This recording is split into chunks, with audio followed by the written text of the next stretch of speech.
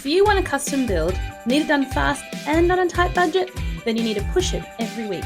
So join us on our Camphill Build Diary and let's get it built. Hi guys, and welcome back to our Camphill Build Diary. Okay, so what's going on this week? I need to get my head around all the existing information. Last week I went through the drawings and I made a list of all the issues or the things that I thought weren't great in the design, and I chatted to my sister about what my thoughts were around those things, because I wanted to make sure we're on the same brief. Now, this week I'm getting my head into some of the existing information. So there's quite a lot of documents that she has that she's forwarded on around the subdivision. So she bought a subdivision. The owners are next to her, and they basically cut their block in half and they sold the block to her. So she already has a soil test, which is great. And I want to just chat to a structural engineer this week to make sure that we can still use that soil test. And I want to go through the drainage works around the subdivision. I also want to make sure I understand a little bit more about the retaining walls on the boundary and the planning information. So part of the process that she went through back in 2018 was to get a DA, which is a development approval, and in Victoria we call that a planning approval. And she did that with essentially like a turnkey builder who organised some very preliminary drawings based on sort of some designs that they already have pre-done. It was a French style sort of provincial home, and it had two wings to it. And you saw it in the last episode. So if you haven't seen it, go back and check it out. Now that came with a set of drawings and a planning recommendation. So she has some private town planners who worked with this person to submit to council. She did get the planning approval. Now the planning approval is due to expire in 2025, so we've still got some time. And based on the last episode, we know we want to make some changes to that design. It's just too big, it's too bulky, it's visually a little bit unappealing.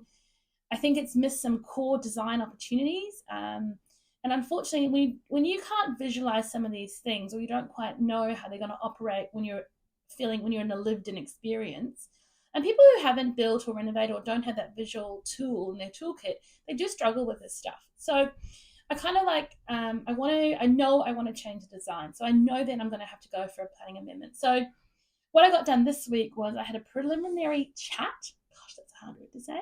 So I had a preliminary chat with the town planners at Brisbane City Council. Now, every council has a planning desk, and they'll have an opportunity for local residents to be able to drop in or call or set up a phone call to have a chat with a town planner.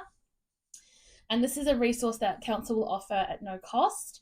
And it's really something that if you are entering going to need a planning approval or a development approval, or this is something that you're going to be looking to do, then you definitely want to capitalize on this resource because it can be really helpful. Now, I did find the website very hard to navigate. So Brisbane City Council compared to Melbourne, and there wasn't really a clear checklist that I could go and follow. So those are some of the challenges that I know I'm going to have. And the risk with that is because there isn't a clear checklist, you need to provide A, B, C, D, E.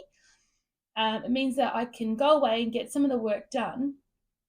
And when I submit it, they might come back and ask me for more information. Now, that's probably a risk I think I'm willing to take. The alternative option is I can hire a private town planner who can help me with the submission, guide us in the redesign, and sort of get the ball rolling in that respect. So what I have done is I've reached out to the original town planners who did the original application, because I think they would have some really valuable information to share with me.